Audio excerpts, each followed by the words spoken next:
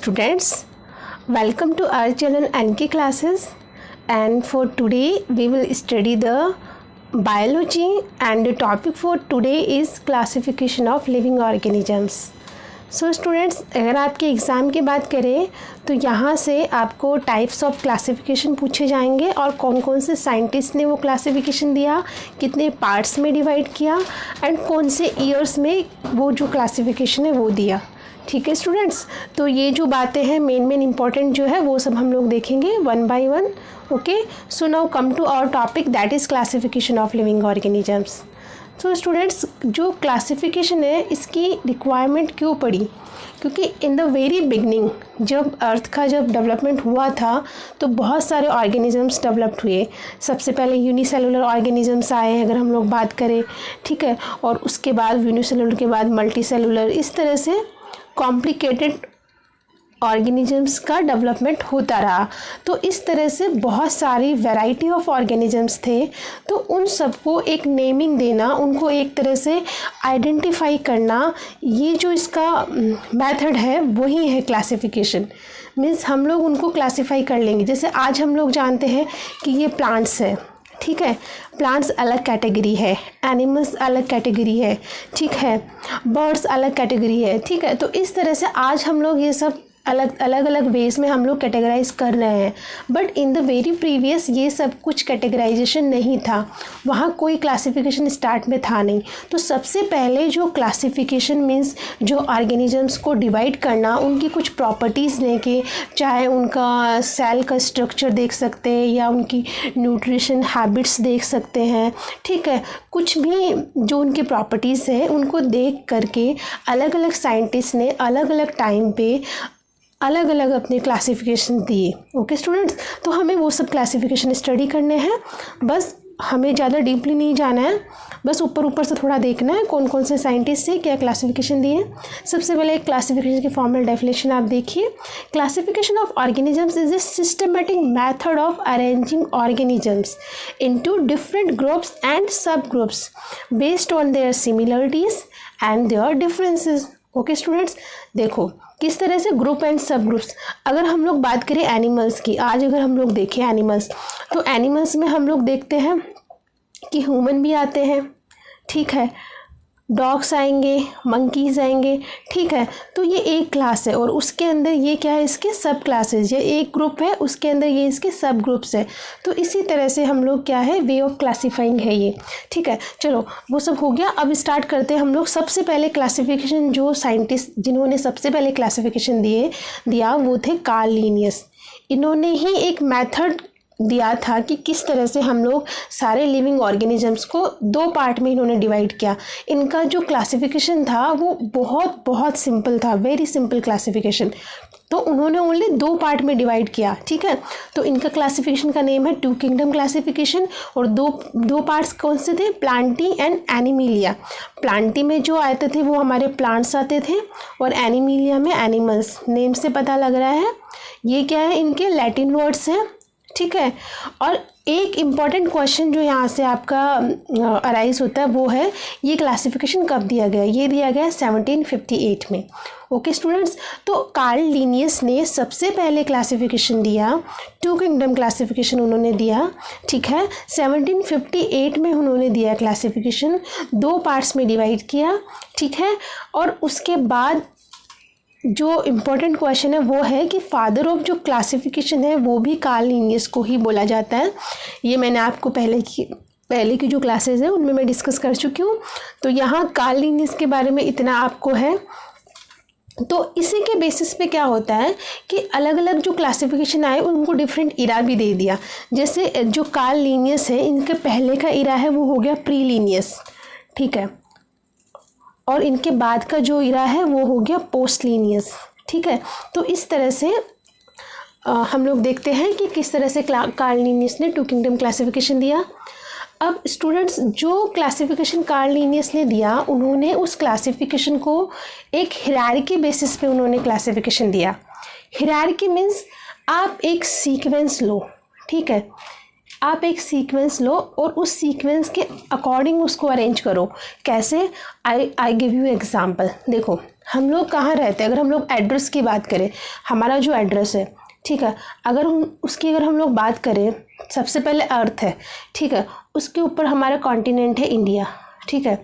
India के अंदर जैसे हम लोग पर्टिकुलर स्टेट, हम लोग जैसे राजस्थान है, ठीक है, और राजस्थान में पर्टिकुलर प्लेस है, ठीक है, ठीक है, राजस्थान में जैसे जयपुर है। तो इस तरह से ये इनकी हायरार्की है, मतलब ये एक more specific place, more general place से एक स्पेसिफिक प्लेस की तरफ हम जा रहे हैं, यही हमारी हायरार्की है, ठीक है। ये हायरार्की है हमारी एड्रेस की, ठीक है। और अगर हम लोग बात करें क्लासिफिकेशन की, तो उसकी हायरार्की ये है। तो स्टूडेंट्स, यहाँ से क्वेश्चन आपका पुटअप होता है, यहाँ से सीधा सीधा आपसे पूछ लेता है कोई भी आपको। जैसे अगर हम लोग एक बार हायरार्की को देखते हैं, सबसे पहले आएगा किंगडम, ये सबसे जनरल है, मतलब इसके अंदर बहुत सारे मतलब स्पीसीज़ इंक्लूड होगी, ठीक है। उसके बाद है फाइलम, फिर है class, then order, then family, then genus and then species. तो ये जो ऑर्डर है ना, kingdom, phylum, class, order, family, genus, species, तो स्टूडेंट्स ये ऑर्डर हमें मेमोराइज करके रखना है, क्योंकि यहाँ से डायरेक्ट क्वेश्चन आ जाता है कि थर्ड प्लेस पे कौन सा है, फिफ्थ प्लेस पे कौन सा है, ठीक है। तो एक क्वेश्चन आपका यहाँ से बनेगा। उसके बाद हायरार्की में एक बात ये पूछी जाती है, जैसे अगर मैं बात करूँ, मेरा जो एनिमल किंगडम है, ठीक है, तो एनिमल यहाँ इस प्लेस पे आएगा। और अगर मैं बात करूँ, एनिमल किंगडम में भी बहुत सारी स्पीसीज़ है, जैसे डॉग्स की स्पीसीज़ है, काऊ की स्पीसीज़ है, ठीक है, सबकी अलग अलग है। तो जनरल, ये इनका जनरल फॉर्म है, और ये क्या है, इनका स्पेसिफिक फॉर्म है। तो इनकी जनरल फॉर्म से हम स्पेसिफिक फॉर्म की तरफ जा रहे हैं, तो ओबियसली सीधी सी बात है, इनमें सिमिलरिटी क्या होगी, इंक्रीज़ होगी, ठीक है। सिमिलरिटी इंक्रीज़ होगी और नंबर में डिक्रीज़ होगा। क्यों? क्योंकि एनिमल्स में तो सारे एनिमल्स इंक्लूड है। और अगर हम लोग स्पेसिफिक डाउन जाए, तो काऊ पे हम लोग पर्टिकुलर आ जाएंगे, तो काऊ की तो जो पॉपुलेशन या जो नंबर्स वो कम है टोटल एनिमल्स के कंपैरिजन में। तो इस तरह से नंबर इधर डिक्रीज़ हो रहा है, देखिए आप, इधर नंबर डिक्रीज़ हो रहा है, जबकि सिमिलरिटी इंक्रीज़ हो रही है। वहीं अगर हम लोग बात करें अपोजिट, डाउन टू अप, अगर हम लोग जा रहे हैं इसके अंदर, जैसे ऐसे जा रहे हैं, तो ऑब्वियसली सिमिलरिटी डिक्रीज़ होगी, क्योंकि इधर सिमिलरिटी इंक्रीज़ हो रही है, और इधर नंबर डिक्रीज़ हो रहा था, तो इधर नंबर क्या हो जाएगा, इंक्रीज़ हो जाएगा। तो ये जो 4 पॉइंट है ये आपको ध्यान रखना है कि किधर सिमिलरिटी इंक्रीज़ हो रही है, किधर नंबर इंक्रीज़ हो रहा है, और इनका सीक्वेंस क्या है। ओके स्टूडेंट्स, तो यहाँ इतना हो गया हायरार्की ऑफ क्लासिफिकेशन में। अब हमको कुछ बातें हैं, 2 बातें हैं जो हमको याद रखनी है। 2 बातें क्या है, एक है जैसे बाइनोमियल नोमेनक्लेचर, कि हम लोग जैसे किसी भी स्पीसीज़ का अगर हम लोग नेमिंग देंगे, वो क्या सिस्टम है, मतलब उसकी नेमिंग का क्या सिस्टम है। हम लोग हमारे कॉमन लैंग्वेज में अगर हम लोग बात करें, जैसे डॉग्स है, ठीक है, तो उसको हम लोग डॉग बोल रहे हैं, पर उसका जो साइंटिफिक नेम है, ठीक है, बाइनोमियल नोमेनक्लेचर के अकॉर्डिंग जो उसका नेम है वो अलग है, ठीक है। तो वो अभी हम डिस्कस करेंगे क्या है, कुछ एग्जांपल्स हम लोग लेंगे। सबसे पहले आप बाइनोमियल नोमेनक्लेचर देख लीजिए। फर्स्ट क्वेश्चन यहाँ से अराइज होगा कि ये किसने दिया, तो ये दिया कार्ल लिनियस ने। ओके, एक क्वेश्चन आपका यहाँ से ये अराइज हो जाएगा। दूसरा, इसका मतलब क्या है, it decides the name of any organisms, name decide करता है, और किस बेसिस पे डिसाइड करता है, उसके जीनस और स्पीसीज़। मीन्स लास्ट के ये जो 2 पॉइंट है ना, जीनस एंड स्पीसीज़, इन दोनों को लेके हम किसी भी स्पीसीज़ का नेम, मतलब किसी भी पर्टिकुलर ऑर्गेनिज्म है उसका नेम हम लोग क्या करेंगे, बताएंगे या बनाएंगे, ठीक है। और ये नेम क्या होता है, लैटिन नेम्स होते हैं, ठीक है। चलो अब मैं आपको बताती हूँ कि बाइनोमियल नोमेनक्लेचर हम कैसे करते हैं। देखो, सबसे पहले इसके अंदर क्या आएगा, फर्स्ट नेम, ठीक है। फर्स्ट नेम हम लोग यहाँ जो राइट करेंगे वो राइट करेंगे जीनस नेम, मीन्स वो जो पर्टिकुलर ऑर्गेनिजम्स है उसका जीनस क्या है, ठीक है। और उसका जो फर्स्ट लेटर है वो ऑलवेज कैपिटल होगा, ठीक है। फर्स्ट लेटर देखो यहाँ पे देखिए, जैसे मैं एग्जांपल ले रही हूँ, ये मेरा पी प्लांट है, ठीक है। पी प्लांट का बाइनोमियल नोमेनक्लेचर है पाइजम सटाइवम। पाइजम इसका क्या है स्टूडेंट्स, इसका जीनस है, और सटाइवम इसका है स्पीसीज़। अगर हम बात करें पाइजम की, तो उसका फर्स्ट लेटर जो पी है वो क्या है, कैपिटल। ओके स्टूडेंट्स, तो यहाँ ये बात आपको याद रखनी है। दूसरा है कि जो स्पीसीज़ नेम है, सेकंड जो वाला जो नेम है वो स्पीसीज़ नेम होगा, ये हमेशा लोअर केस में होगा, ठीक है। थर्ड पॉइंट क्या है, या तो वो अंडरलाइन होंगे दोनों, ठीक है, जैसे या तो हम इन दोनों को अंडरलाइन कर दें, और अगर अंडरलाइन नहीं कर रहे तो इनको क्या करेंगे स्टूडेंट्स, इटैलिक्स में लिखे हुए होंगे। तो ये बेसिक 2-3 रूल्स हैं बायनोमियल नोमेनक्लेचर के, जो आप लोगों को पता होना चाहिए। यहाँ से आपसे क्वेश्चन पुटअप हो सकते हैं, जैसे स्टूडेंट्स आपको एग्जाम में क्वेश्चन दे दिया पाइजम सटाइवम, ठीक है, आपसे पूछ सकता है कि व्हाट इज जीनस, मतलब इसके अंदर जीनस क्या है, इसके अंदर स्पीसीज क्या है, या ये किस प्लांट का या किस ऑर्गेनिज्म का वो साइंटिफिक नेम है, ठीक है। इतने क्वेश्चन आपसे पुटअप हो सकते हैं स्टूडेंट्स। या हो सकता है कि आपको 4 ऑप्शन दे दें, ठीक है, इसके अंदर पाइजम सटाइवम कर दें, ठीक है, दूसरे में स्मॉल पी से स्टार्ट करके इस तरह से कर दें, और तीसरे में इटैलिक नहीं लिखे, मतलब इस तरह से 4 ऑप्शन आपको दे दें, तो उसके अंदर आपको ये पूछ सकते हैं कि कौन सा करेक्ट साइंटिफिक नेम है। तो आपको ये 4 रूल्स देखने हैं कि फर्स्ट लेटर कैपिटल होना चाहिए, दूसरा वो इटैलिक्स में लिखा हुआ होना चाहिए, दोनों इटैलिक्स में नहीं है तो इट शुड बी अंडरलाइंड, ठीक है। तो स्टूडेंट्स यहाँ से जो क्वेश्चन होते हैं वो मैंने करा दिए हैं आपसे। बस आपको एक चीज़ यहाँ पे ये देखनी है कि ये कुछ फेमस ऑर्गेनिजम्स हैं जिनके आपको साइंटिफिक नेम्स आपसे एग्ज़ाम में पूछे जा सकते हैं, तो वो आपको खुद को मेमोराइज़ करना होगा। जैसे बात करें पी प्लांट की, पी से स्टार्ट हो रहा है तो इस तरह से आप पाइजम सटाइवम, और पी प्लांट तो वैसे भी इंपॉर्टेंट है क्योंकि मैंडल ने इस पर एक्सपेरिमेंट किया है, ठीक है, हेरिडिटी जेनेटिक्स सब कुछ पी प्लांट पे बेस्ड है। ओके स्टूडेंट्स, दूसरा है अनियन है एलियम सेपा, ठीक है, ये देख लीजिए। अब मैंगो भी वेरी इंपॉर्टेंट है, तो इसका तो सिंपल है, मैंगो मैन से स्टार्ट है, मैंगीफेरा इंडिका। वीट का भी वेरी इंपॉर्टेंट है, ट्रिटिकम एस्टाइवम, ठीक है, बनियान ट्री का है ficus benghalensis. Okay students, soybean का है ग्लाइसिन मैक्स। तो इस तरह से आप ये कुछ इंपॉर्टेंट जो प्लांट्स हैं, देखो पी का भी देख लीजिए, मैंगो का, वीट का, बनियान का, सारे इंपॉर्टेंट है। बात करें एनिमल्स की तो फ्रॉग का देखिए राना हेक्साडेक्टाइला, देन कैट है, इसका है फैलिस कैटस, डॉग का है कैनिस फैमिलियस, हाउस फ्लाई का देख लीजिए मस्का डोमेस्टिका, ठीक है। इस तरह से ह्यूमंस का होमोसेपियंस, तो होमोसेपियंस में होमो क्या है, जीनस है, सेपियंस है स्पीसीज, ठीक है। तो स्टूडेंट इस तरह से जैसे जैसे टाइगर है तो उसका है पैंथेरा टिग्रिस। तो इस तरह से कुछ इम्पॉर्टेंट जो ऑर्गेनिजम्स हैं उनके साइंटिफिक नेम हमें मेमोराइज करके रखना है। ओके स्टूडेंट्स, तो चलो अब नेक्स्ट आते हैं हम लोग क्लासिफिकेशन फिर से देखते हैं। स्टार्टिंग में लिनियस ने अपना 2 किंगडम क्लासिफिकेशन अपना दे दिया था, ठीक है, प्लांटी और एनिमिलिया, वेरी सिंपल क्लासिफिकेशन था, ठीक है। अब उसके बाद अलग अलग टाइम पे अलग अलग साइंटिस्ट आते गए और उन्होंने अपने अकॉर्डिंग इनको अलग अलग वेज में क्लासीफाई किया, ठीक है। अब हम लोग सबको एक बार शॉर्ट वे में स्टडी करते हैं। सबसे पहले है अर्नस्ट हैकेल, 1894 में इन्होंने दिया 3 किंगडम क्लासिफिकेशन, वेरी इंपॉर्टेंट। ये सिर्फ आपसे नाम से ही पूछा जाएगा कि अर्नस्ट हैकेल ने कौन सा क्लासिफिकेशन दिया और कौन से ईयर में दिया, 1894, ठीक है स्टूडेंट्स, ठीक है। और कौन कौन से पार्ट्स में डिवाइड किया, इन्होंने एक प्रोटिस्टा जो एक पार्ट है उसको अलग कर दिया, प्रोटिस्टा, प्लांटी, एनिमिलिया। इसमें प्रोटिस्टा के अंदर बेसिकली आपके ये बैक्टीरिया और ये प्रोकैरियोट्स वगैरह, ये कुछ जो है मोनेरा वगैरह, ये सब आपके आ जाएंगे, ठीक है। प्लांटी और एनिमिलिया अलग है ही। उसके बाद है रॉबर्ट विटेकर, ठीक है, 1959 में इन्होंने 5 किंगडम क्लासिफिकेशन दिया, ठीक है।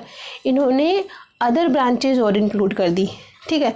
प्लांटी, एनिमिलिया और प्रोटिस्टा तो था ही, इन्होंने मोनेरा और फंजाई और उसमें ऐड कर दिया। तो इस तरह से 5 किंगडम क्लासिफिकेशन दिया रॉबर्ट विटेकर ने। आगे डिटेल में स्टडी करेंगे, ठीक है। अभी क्वेश्चन आपके यहाँ से बनते हैं, ये 1894 में, ये 1959 में, और फिर आया एक 3 डोमेन क्लासिफिकेशन, वो दिया कार्ल वॉर्स ने। तो स्टूडेंट्स यहाँ आप देखिए, ये है 3 किंगडम और ये है 3 डोमेन, ये इनके अंदर डिफरेंस है। ये आप देखिए, ये 1977 में ये क्लासिफिकेशन हुआ, ठीक है। इन्होंने अपना क्लासिफिकेशन जो दिया उसमें 3 डोमेन में क्लासीफाई किया।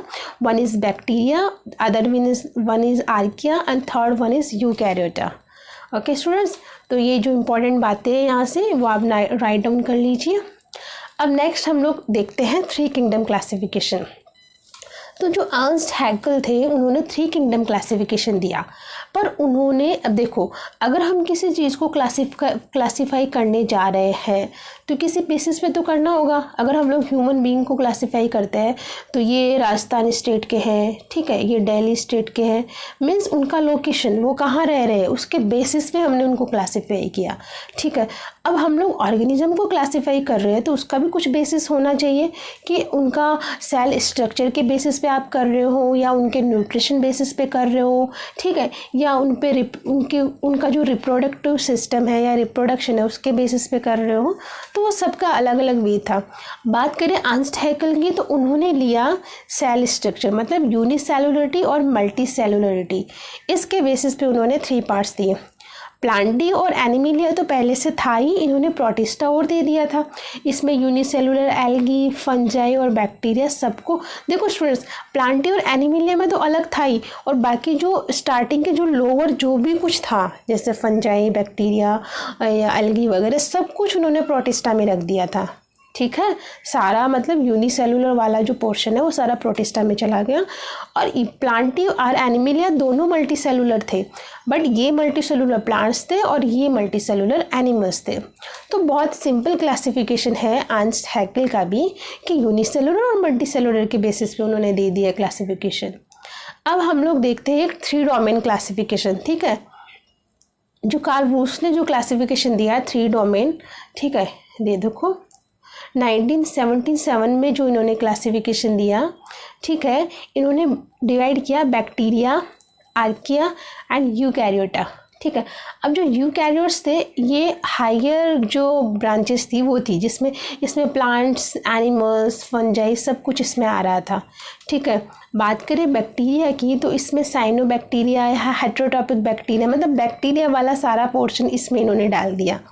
अब बच्चा आर्किया, तो इसमें इन्होंने डाला कुछ हेलोफाइल्स और कुछ थर्मोफाइल्स थे उनको, या बाकी जो भी बचे हुए उनको सबको इसमें डाल दिया।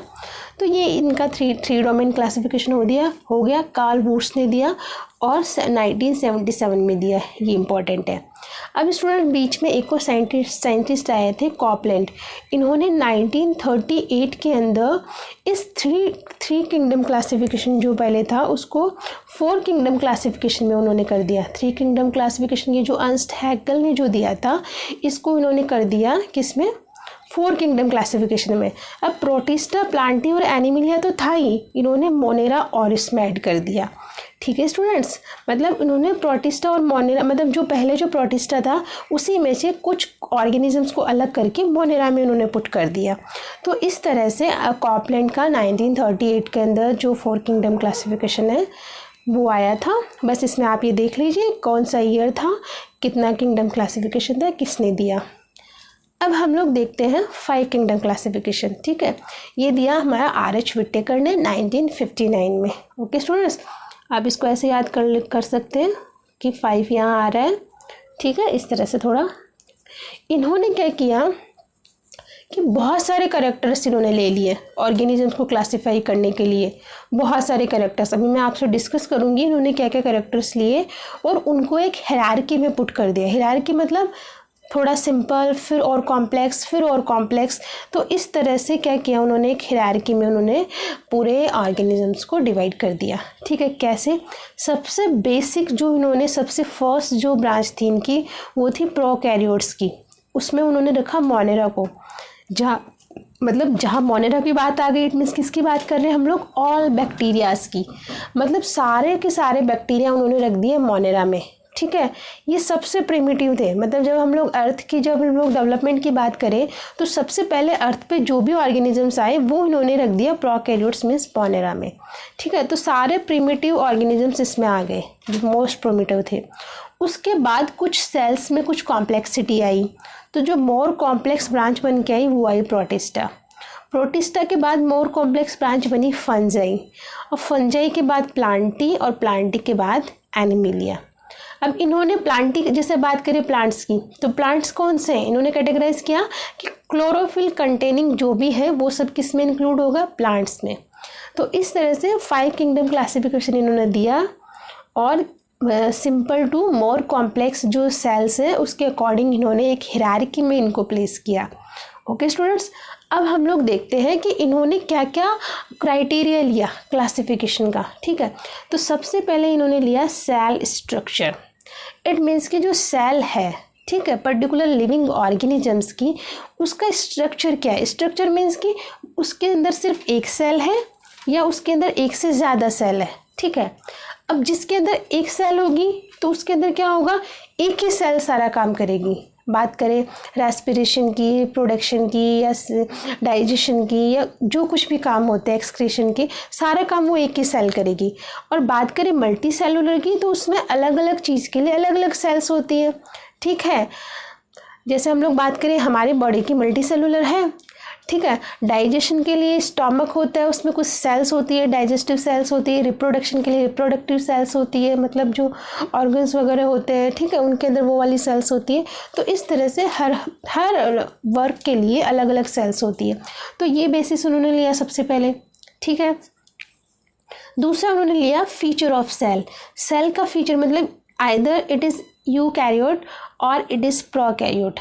अब बात करें प्रोकैरियोट तो ये सबसे प्रिमिटिव थी, मतलब जो पहले के जो आए थे ना, मैंने बताया ना आपको, देखो ये सबसे स्टार्टिंग में जो थे ये इधर ये प्रोकैरियोट्स थे। ठीक है, वेरी प्रिमिटिव। ठीक है, और इनके अंदर जो न्यूक्लियस था, इनकी जो सेल के अंदर, वो अच्छे से क्लियर न्यूक्लियस प्रेजेंट नहीं था, या तो न्यूक्लियस प्रेजेंट ही नहीं था या आधा अधूरा सा था, तो इसलिए इनको प्रिमिटिव बोलते हैं। ठीक है, देखो स्टूडेंट्स, आप इसको मेमोराइज ऐसे कर सकते हो, कैरियो, तो जहाँ कैरियन वर्ड आ जाए लैटिन वर्ड, तो वो किससे रिलेट करता है, न्यूक्लियस से। अगर बात करें यूकैरियोट्स तो यू इसका मतलब होता है ट्रू। ठीक है, इट मीन्स कि ट्रू और Cairo means nucleus. It means कि ये जो यूकैरियोट्स है इनके अंदर वेल डिफाइंड न्यूक्लियस क्या था स्टूडेंट्स, प्रेजेंट था। ठीक है, तो ये बेसिस भी इन्होंने लिया। ठीक है, जिनके अंदर न्यूक्लियस प्रिमिटिव था या जो कम था, अच्छे से क्लियरली विजिबल नहीं था, उनको उन्होंने प्रोकैरियोट्स मीन्स मोनेरा में पुट कर दिया, और उसके बाद हायर क्लासेस को यूकैरियोट्स।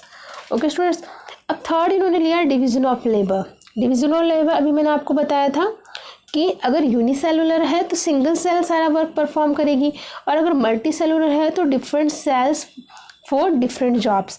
अगर हम बात करें अमीबा की तो अमीबा क्या है, यूनिसेलुलर है, ये इसका स्ट्रक्चर है। ठीक है, अब अमीबा के अंदर सारा काम ये पर्टिकुलर एक सेल ही करती है।